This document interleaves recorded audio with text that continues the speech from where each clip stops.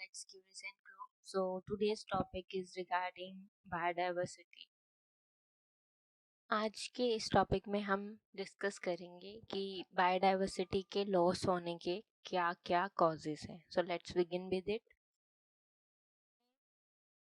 We have to know the overview about biodiversity. Biodiversity loss जिस तरह से decline हो रहा है, उसी के साथ साथ लाइफ की बहुत सारी फॉर्म्स जो हैं वो भी डिक्लाइन हो रही है. धीरे धीरे ecological stability as well as human wellbeing की सारी अच्छी इम्पैक्टिंग जो है इकोलॉजिकल स्टेबिलिटी पे, वो सारी चीज़ें भी डिस्ट्रॉय हो रही हैं. इसका इम्पैक्ट इकोसिस्टम सर्विसेज पे भी पड़ रहा है. जैसे जैसे बायोडाइवर्सिटी डिस्टर्ब हो रही है, ecosystem gets diverse too, it disturbs too. अब ये डिस्टर्ब कैसे हो रहा है? लाइक आप डिफरेंट डिफरेंट पॉलिनेशन देखें, वाटर प्योरिफिकेशन देखें, या क्लाइमेट में चेंजेस देखें. क्लाइमेट रेगुलेट होता है अगर पॉजिटिव इम्पैक्ट रहे इकोसिस्टम पे बायोडाइवर्सिटी का. बट जैसे जैसे हम हैबिटेट डिस्ट्रक्शन कर रहे हैं, पोल्यूशन ज़्यादा से ज़्यादा फैला रहे हैं, क्लाइमेट में हमें चेंज देखने को मिल रहे हैं. Till it September what rain didn't stop anywhere. जो भी स्पीसीज हैं, either they are animal species, either they are plant species, they over get over exploitation by some human activities, and it leads to the biodiversity decline. ये सारी चीज़ें मिलके एक major source बन रहे हैं जिसकी वजह से बायोडाइवर्सिटी लॉस हो रही है. We will discuss about some major causes of biodiversity loss because it is a very important topic in this era.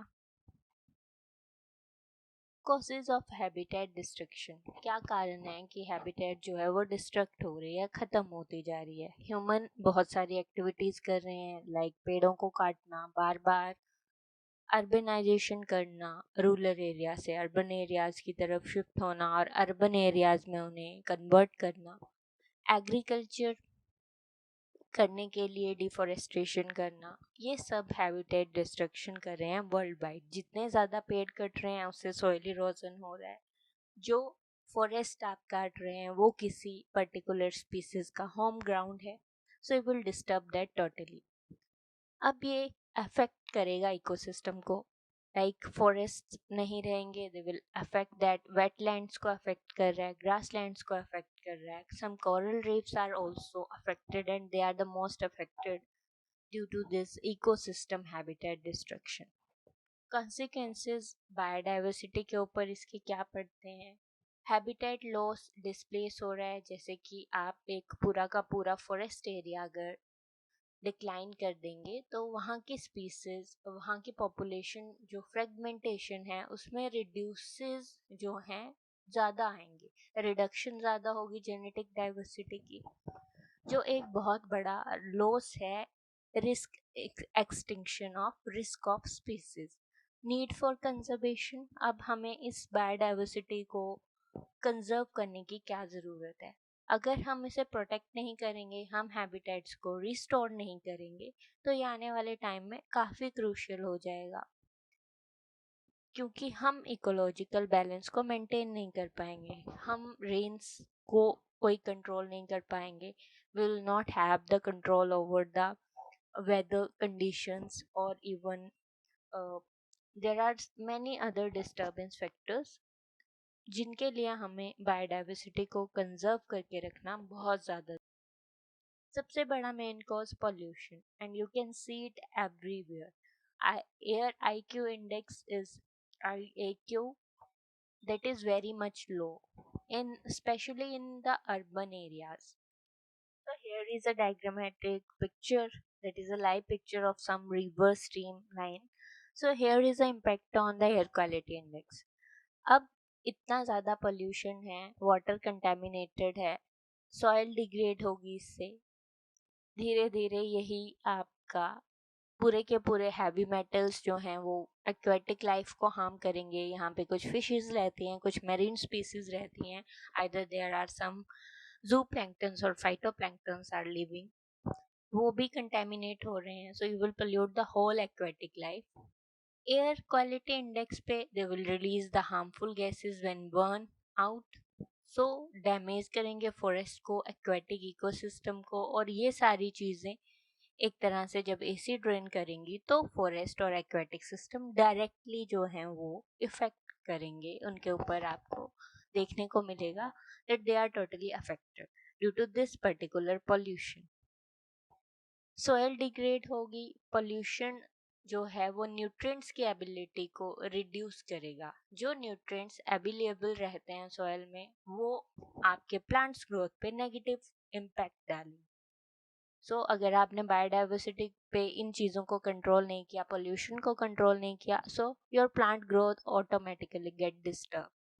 Noise and light pollution, they also interfere between the animal behavior and it also affects their reproductive life, which is not good for the ecosystem balance, because this is the thing that affect their reproduction, and this reproduction again affect the ecosystem balance। जब एक particular species आगे जाके अपनी species की multiplication नहीं कर पाएगी, so ecosystem में बैलेंस मेंटेन नहीं हो पाएगा। So pollution affects in these four base.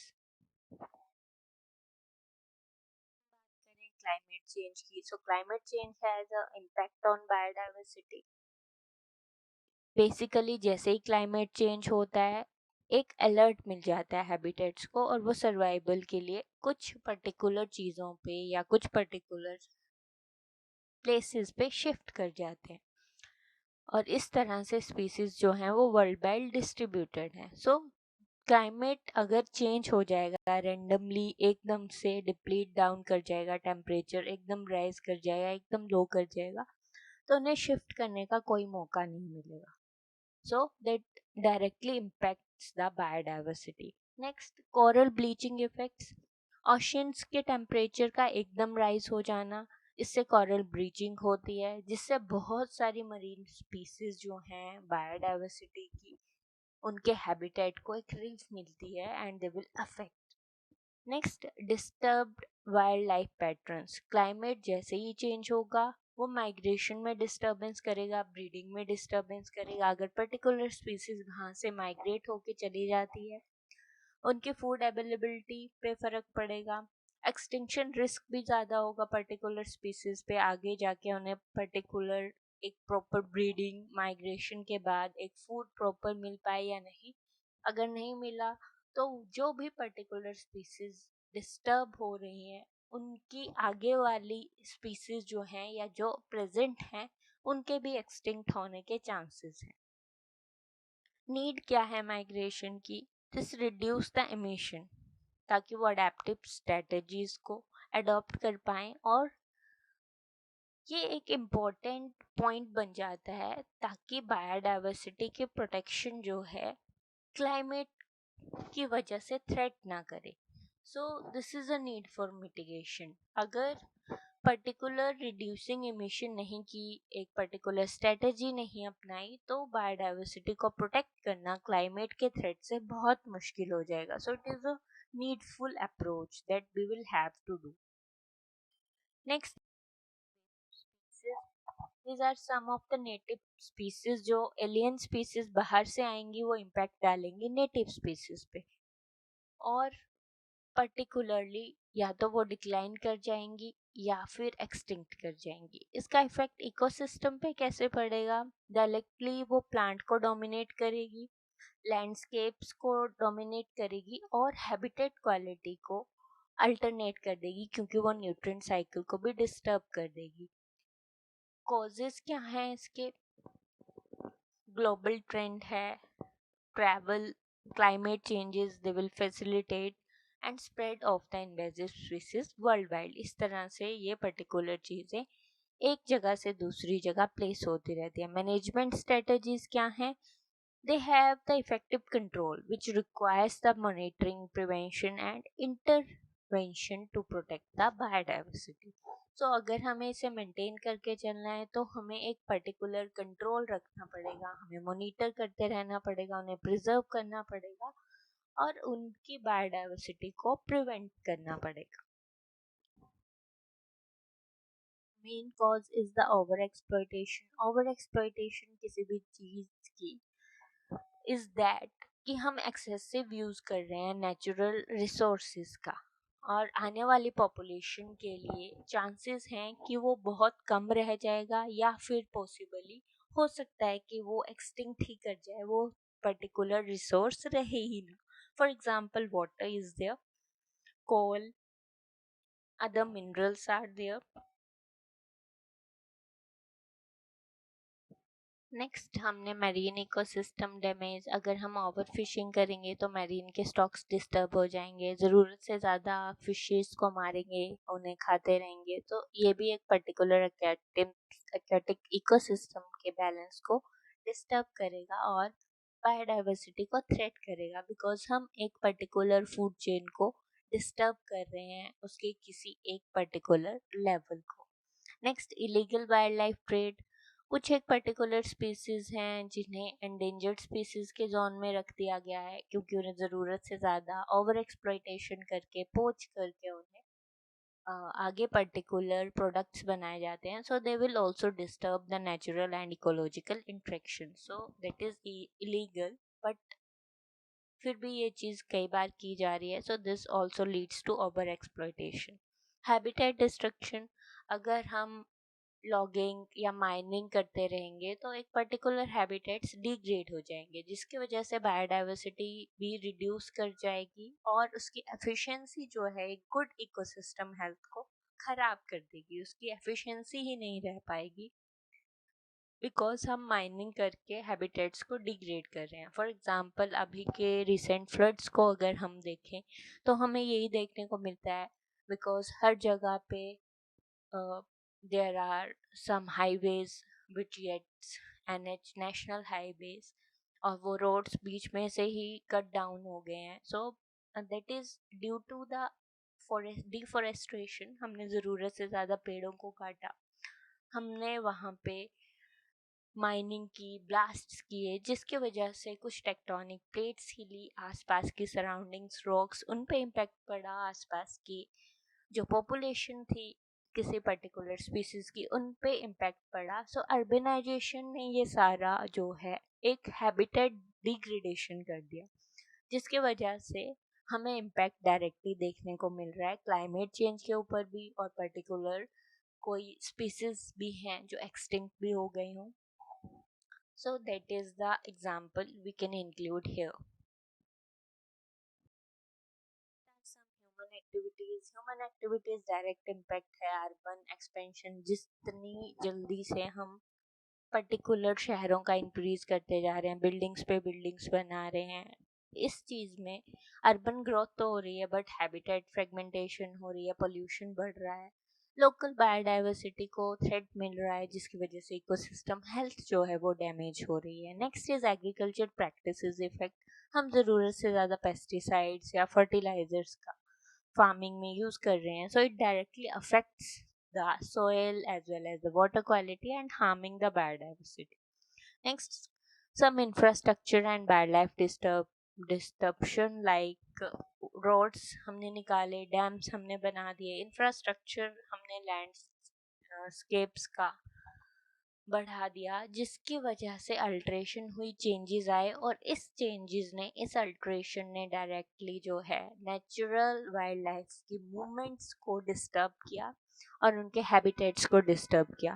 For example अगर यहाँ पे कुछ टाइम पहले एक बहुत अच्छा सा जंगल था, तो वहाँ पे अब अर्बनाइजेशन हो गई, वहाँ पे कोई बिल्डिंग बन गई है, कोई एमएनसी एरिया बन गया, कोई यूनिवर्सिटी बन गई, कोई हॉस्पिटल बन गया, so that will directly affect वहाँ पे जो वाइल्ड एनिमल्स रहते थे वो कहीं और शिफ्ट कर दिए गए randomly, so they will directly disturbs the natural wildlife also. Next, conservation and mitigation, again ये हमने पीछे भी पॉइंट पढ़ा, so this is same here, that it will reduce the impacts and protect the biodiversity, we have to do it. In the conclusion, हमें एक summarising summary मिली है कि अगर हम प्रोटेक्ट नहीं करेंगे बायोडाइवर्सिटी को, तो बहुत सारी चीज़ें हम लॉस कर देंगे।